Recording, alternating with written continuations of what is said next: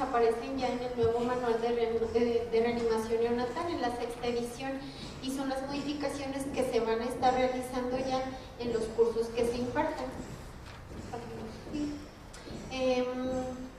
Es muy importante el tema de la reanimación neonatal porque la Organización Mundial de la Salud estima que aproximadamente las muertes en el periodo neonatal constituyen el 37% de la mortalidad global en los pacientes con una edad menor a los 5 años.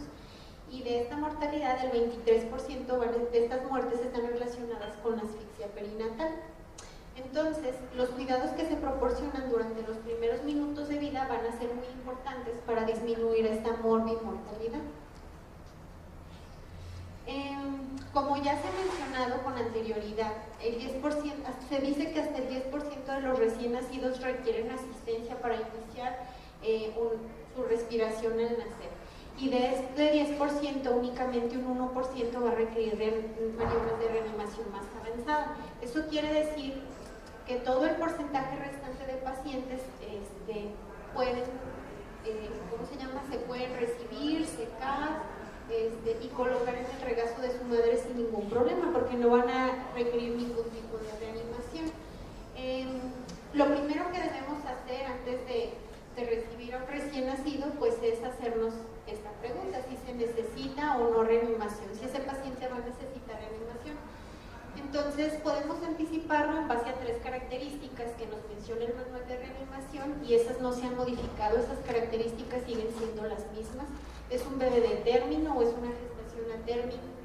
Si el bebé llora o está respirando al nacer, y si el tono muscular que tiene el bebé es el adecuado. Si la respuesta a estas 3 preguntas al momento de estar atendiendo al bebé es sí, entonces lo más seguro es que este paciente no tenga ninguna necesidad de reanimación, y entonces lo podemos secar, se les puede colocar en un pañuelo un paño o un campo tibio, y se puede poner en contacto piel a piel con su madre. Eso es lo que señala ya ahora el manual.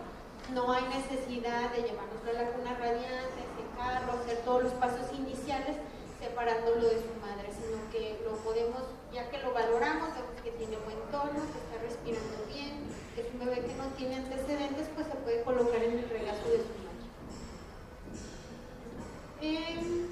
Y bueno, el resto, pues obviamente vamos a tener que evaluarlo para ver si debemos de, cuando son pacientes en donde las respuestas a las preguntas anteriores puede ser no, que es un bebé que no sea de término, que no está llorando, que tiene un patrón respiratorio irregular, o que bien tenga dificultad para la respiración, entonces debemos de considerar si debemos de realizar las siguientes acciones.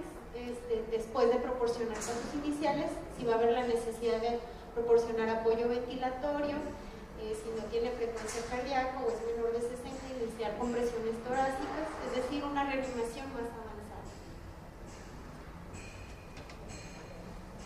Entonces, desde que nos hacemos la pregunta de si es un bebé de término, si está llorando o respira y tiene buen tono muscular, tenemos 60 segundos, que es lo que se conoce como el minuto dorado, para hacer una segunda evaluación y entonces decidir si ese paciente requiere nada más, si no requiere ningún tipo de cuidado de reanimación.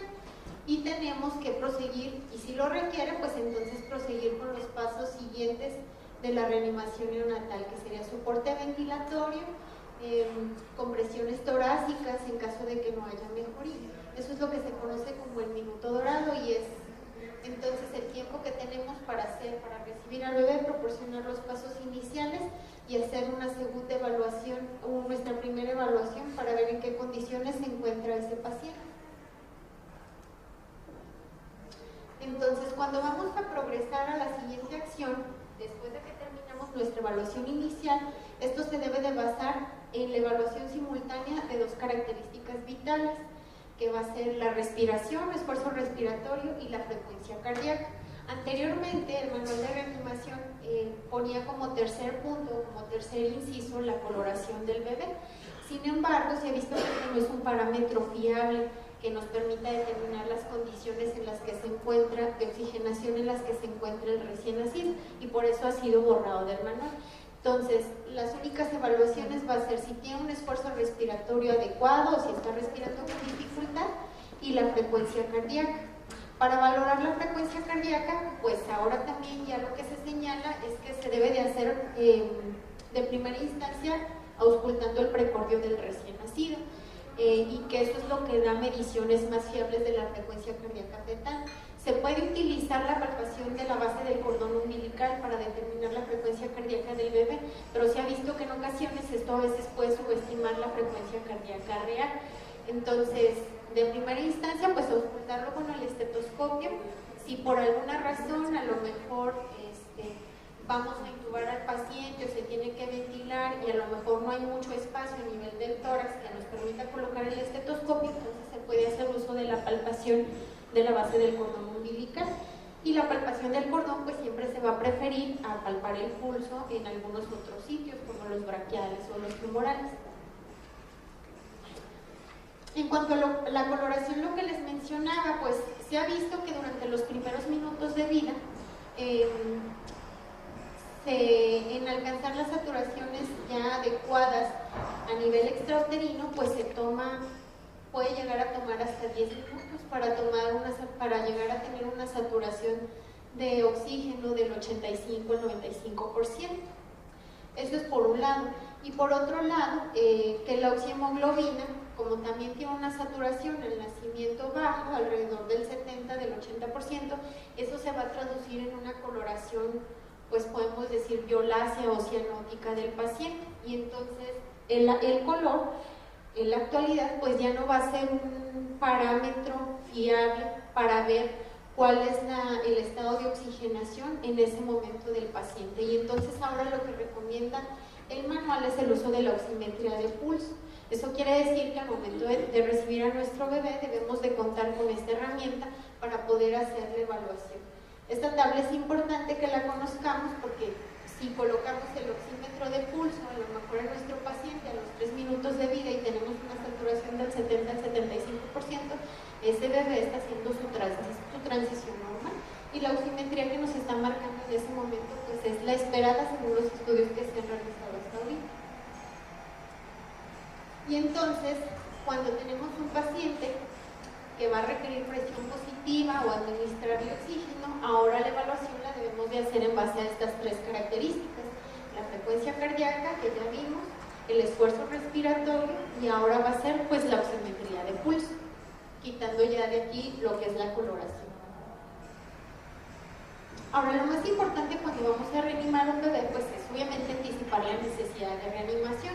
Si se nos está informando de alguna gestación que pudiera conllevar riesgo para reanimar ese bebé, pues debemos de ir previniéndolo con anterioridad. Si son embarazos múltiples, si existe algún antecedente de desprendimiento de placenta previa, madres diabéticas, toxémicas, con infecciones, partos precipitados, pues obviamente son factores que pueden influir y que nos indican que a lo mejor ese recién nacido puede requerir reanimación. Entonces esta anticipación va a ser la clave para que nuestra reanimación sea exitosa. En cuanto a los pasos iniciales, estos no han cambiado, siguen siendo el proporcionar calor, posicionar al bebé. Lo que sí ha cambiado es lo de la aspiración a nivel del anaso y de la orofaringe. Anteriormente el manual mencionaba que al recibir al bebé se le aspirara con una perilla de goma, la cavidad oral y la nariz para despejar las secreciones. Sin embargo, la evidencia no ha demostrado que exista alguna diferencia haciendo esta práctica. Entonces, en la actualidad ya no se recomienda. Si es un bebé que no tiene una obstrucción obvia por secreciones y que puede iniciar la respiración sin ningún problema, entonces esta práctica ya no se realiza. Por eso se pone aquí nada más despejar la vía aérea, solo en caso estrictamente necesario. Se procede a secar al bebé, a estimularlo y se puede colocar en el regazo de su madre. En cuanto al control de la temperatura, lo de la aspiración se quitó porque se habían hecho algunos estudios en donde se veía que si se aspiraba directo orofaringe, muchas veces se podía desencadenar un reflejo vagal, eso condicionaba bradicardia y obviamente iba a agravar más esa reanimación que estábamos realizando ya en ese momento. Entonces es una práctica, en base a eso se hicieron algunos estudios y se ha visto que no existe ninguna diferencia. El único beneficio es cuando existe una obstrucción o vía de secreciones, entonces ahí sí posicionamos la cabeza del bebé, procedemos a aspirar y seguimos con el resto de los pasos iniciales. En cuanto al control de la temperatura, pues hace mucho énfasis y obviamente es muy importante. La habitación de la temperatura donde vamos a recibir al recién nacido debe ser una temperatura adecuada. Se menciona que alrededor de los 26 grados centígrados. La práctica que se realiza ahorita en pacientes prematuros o que tienen muy bajo peso, por debajo de los 1500 gramos, es colocárseles en una bolsa o en una envoltura de plástico que abarque de los pies hasta el cuello, sin haberlo secado previamente, es decir, así como se nos entrega o así como lo recibimos, sin secar el líquido que tienen encima de la piel, sin quitar el vértex ni nada, colocarse en una bolsa para con eso disminuir también las pérdidas insensibles de ese paciente. Y luego ya nos lo llevamos, se coloca abajo de una fuente de calor radiante y se procede con el resto de los pasos de la reanimación. El otro punto en el que se hace mucho énfasis es monitorear estrechamente la temperatura. Se ha visto que con esta práctica, colocar a los bebés de muy bajo peso en una bolsa de plástico o en una envoltura, puede incrementar el riesgo, como evita la pérdida del calor, pues puede incrementar el riesgo de hipertermia iatrogénica. Entonces, colocar un sensor y estar monitoreando continuamente la temperatura del paciente, procurando que siempre esté en normotérmico.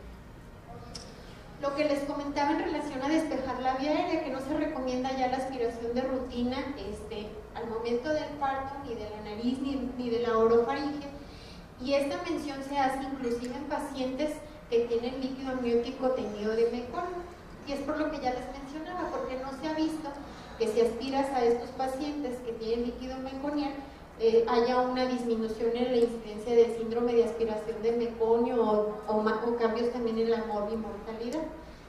En cuanto a lo de aspirar directamente a tráquea, cuando se recibe un paciente con líquido meconial y que nace no vigoroso o que nace deprimido, no existe ahorita alguna evidencia que descarte o que apoye seguir realizando la práctica.